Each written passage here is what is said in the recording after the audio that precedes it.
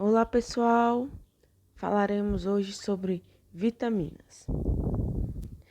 Bom, as vitaminas são micronutrientes essenciais e são compostos por um conjunto de substâncias orgânicas que têm várias funções, principalmente de serem catalisadores de reações ou precursores desses catalisadores, participam do sistema de defesa antioxidante, tem relação com a regulação higiênica e também podem ter funções específicas, como por exemplo a vitamina A na visão. Nos alimentos, eles são componentes que estão em pequenas quantidades ou minoritários, mas na química de alimentos e no processamento, as técnicas utilizadas, elas visam reduzir então as perdas dessas vitaminas. E essas perdas elas podem ocorrer devido à presença de água, que acaba causando uma extração aquosa, ou alterações químicas, como as reações de oxidação ou reação das vitaminas com outras substâncias de forma indesejada, reduzindo a quantidade dessas vitaminas. Então, há várias formas de você reduzir a quantidade do teor vitamínico de um alimento de forma indesejável, desde extração, desde reações como oxidação ou quando as vitaminas interagem de forma não desejável com outros componentes. As vitaminas influenciam na natureza química dos alimentos por funcionarem como agentes que desativam os radicais livres, e esses radicais livres podem iniciar reações indesejáveis, como as reações de rancificação dos lipídios. Então, ela serve como protetor.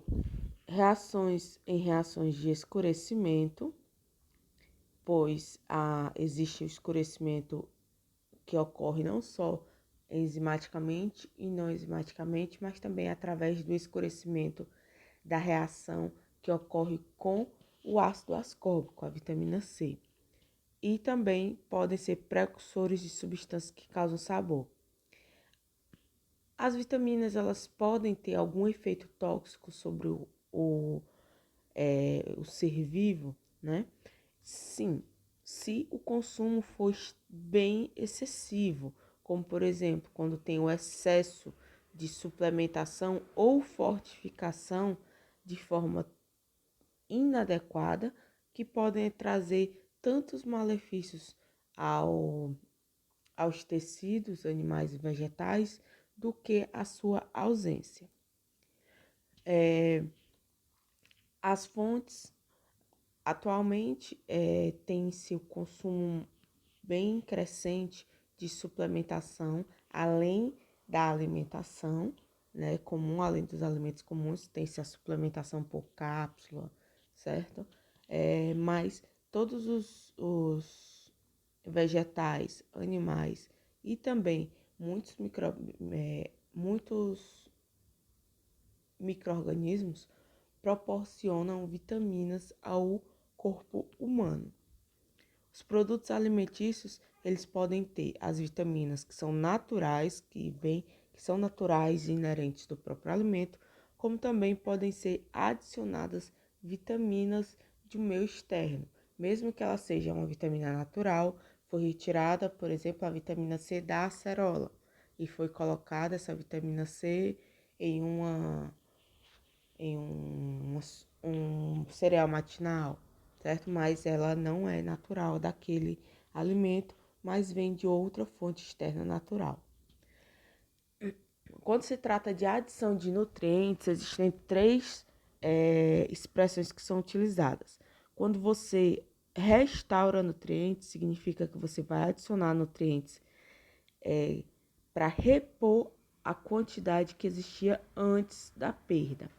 Fortificação é quando você adiciona nutrientes que não necessariamente estavam naturalmente no alimento. Já o enriquecimento quando o nutriente selecionado e adicionado em quantidades específicas de acordo com um padrão de identidade e qualidade. Os nutrientes que vão ser adicionados, eles têm que ser estáveis durante o armazenamento, distribuição e utilização, ou seja, eles não podem ser muito reativos, para que não tenha-se perda da sua capacidade vitamínica. Tem que ser fisiologicamente disponíveis a partir dos alimentos, ou seja, naturais. Quantidades em que haja garantia de que não ocorrerá ingestão excessiva para não causar toxicidade, apropriados à sua finalidade, para ter uma segurança para o consumidor. Existe outra expressão que é utilizada, é a chamada ingestão diária recomendada, ou IDA, que é o valor médio da ingestão dietética suficiente para atender à necessidade de um nutriente de quase todos os indivíduos saudáveis, de 97 a 98%, de um determinado grupo de mesmo gênero e estágio de vida. Ou seja, é a quantidade que é necessária para o bom funcionamento do corpo de forma genérica de um grupo de pessoas adultas e saudáveis e que tem o mesmo estilo de vida, o mesmo estilo de dieta, certo? Então, são as quantidades de carboidratos, de vitaminas, de sais que são recomendadas. Porém, há diferenças entre faixas etárias diferentes, condições de saúde, se é homem, se é mulher, se é uma gestante, o estilo de vida de cada pessoa, tá? Mas esse IDA, ela é só um valor de referência que é utilizado, por exemplo, para se ter os percentuais de uma tabela nutricional. Aqui a gente tem um exemplo de uma tabela nutricional em que tem a porção em que esses dados vão se basear, e você tem as quantidades e tem o percentual de quantas as quantidades equivalem. Por exemplo, aqui de vitamina E em específico. De vitamina E, em cada duas cápsulas tem 3,2 miligramas, tá? Então, essas 3,2 miligramas corresponde a 32% do valor diário que é utilizado como referência base em uma dieta de 2.000 calorias. Então, serve como apesar de ser um valor de referência genérico, ele serve como base para que você tenha tabelas nutricionais. As vitaminas, elas são divididas em dois grandes grupos. As que são dissolvidas ou conseguem se dissolver em água, chamadas de hidrossolúveis, que são as vitaminas C e todas as do complexo B. Temos as vitaminas lipossolúveis, que são as que se dissolvem em lipídios, que são a vitamina A, D, E e K, ou ADEC. Aqui vocês veem que nós vamos falar em uma próxima aula de algumas em específica, tá? Mas você tem uma visão geral dos nomes e da classificação dessas vitaminas. Quando se fala de vitamina, você tem que tratar de um termo chamado biodisponibilidade, assim como outros nutrientes, mas nas vitaminas são mais significativos. O que é que a biodisponibilidade significa?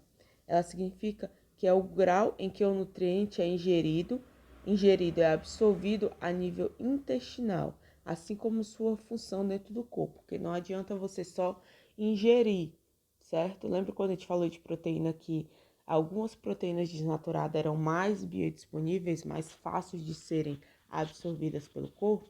Com as vitaminas também.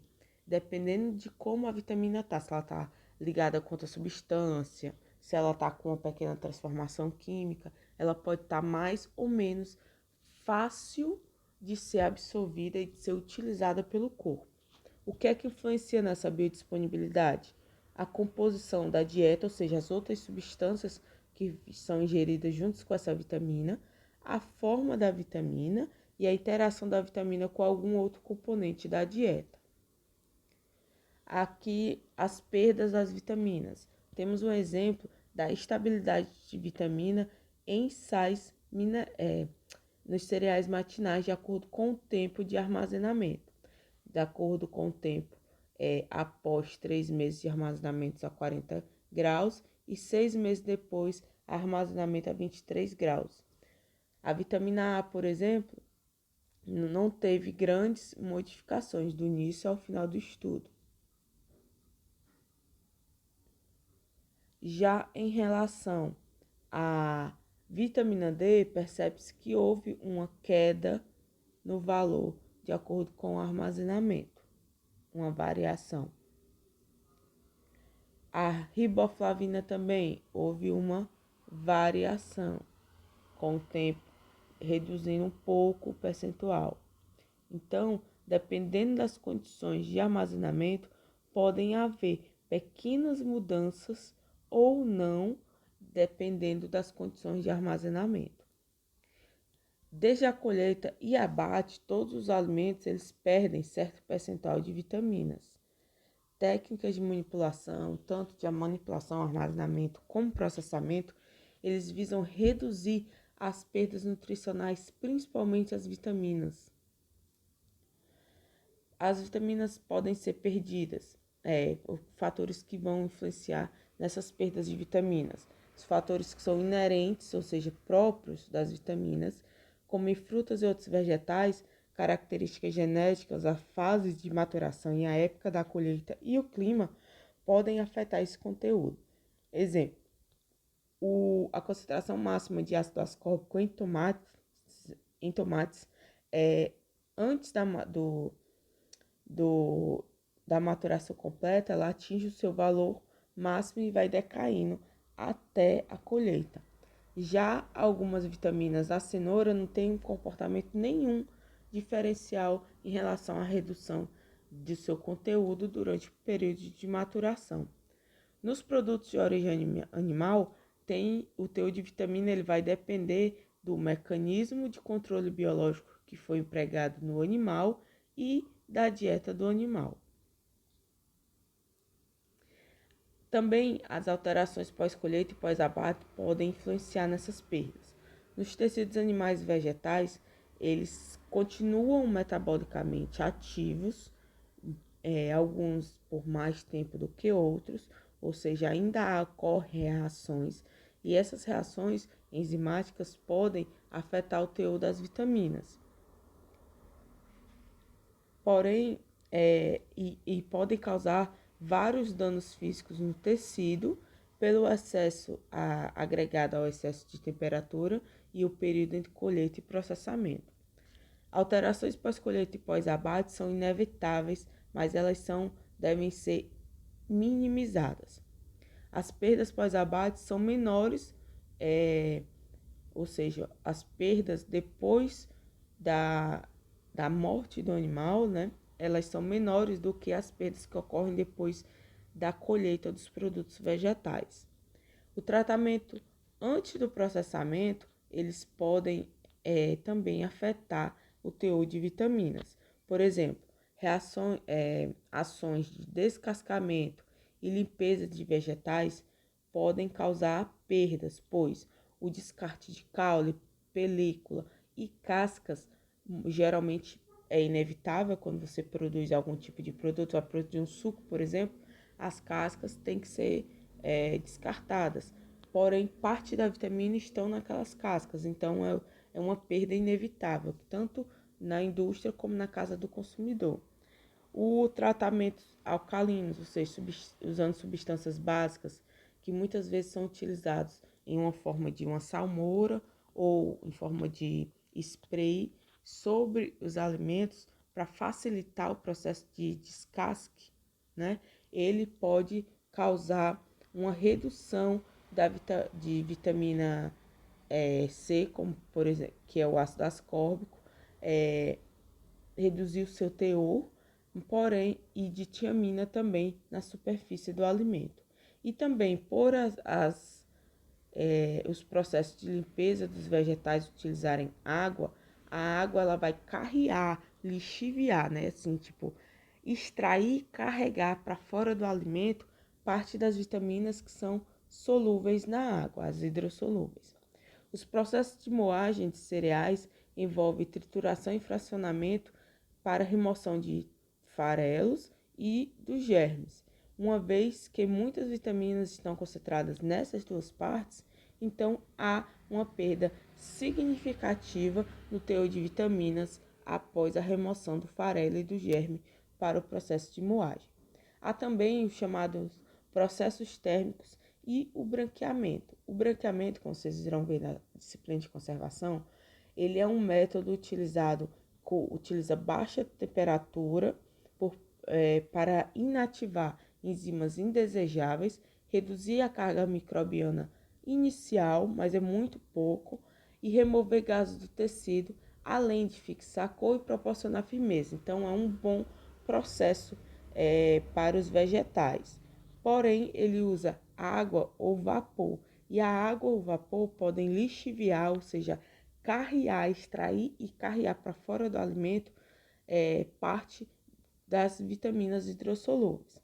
Já os processos que aplicam calor mais intenso, como os que ocorrem, por exemplo, no leite em caixinha, chamado de HTST, utilizam altíssimas temperaturas, mais de 100 graus, por curto tempo, alguns segundos. E esse menor tempo de exposição, apesar de ser uma temperatura mais alta, ele reduz a possibilidade de perdas de vitaminas maior do que se fossem utilizados tratamentos térmicos com a temperatura mais baixa, mas por um tempo mais longo, como por exemplo a pasteurização. Vocês verão esses tratamentos térmicos na disciplina de conservação. Aqui a gente tem um exemplo de perdas em percentual de vitaminas durante o processo de enlatamento. No processo de enlatamento, o alimento é adicionado à lata, a lata é fechada e ela vai passar por um processo de aquecimento ou um tratamento térmico, como se fosse uma panela de pressão gigante, certo? Então ela vai chegar a temperaturas bem altas. Por exemplo, em tomates, você verifica uma perda de 55% de biotina, de 26% de vitamina C, enquanto no milho você observa 63% de biotina perdida, de 72% de folato, 80% de tiamina e assim vai. Feijão aspargos, você tem 75% de perda de folato, 64% da vitamina B6, 67% da tiamina e assim vai. Então, há perdas. Então, você tem que reduzir essa quantidade de perdas. Também podem ocorrer perdas após o processamento. Elas são menos intensas do que as perdas que ocorrem durante os processamentos, principalmente em tratamentos que utilizam calor, como tratamentos térmicos, mas ocorre. E as condições de temperatura, de acidez ou pH, a quantidade de oxigênio durante o armazenamento dos alimentos podem afetar esse conteúdo de vitaminas. No caso de alimentos com umidade intermediária, por exemplo, queijo, chocolate, a estabilidade das vitaminas sofre grande influência da atividade de água. Então, na ausência de oxidantes lipídicos, ou seja, substâncias que vão oxidar os lipídios, as vitaminas hidrossolúveis costumam apresentar pouca degradação. Desculpa, hidrossolúveis não, lipossolúveis.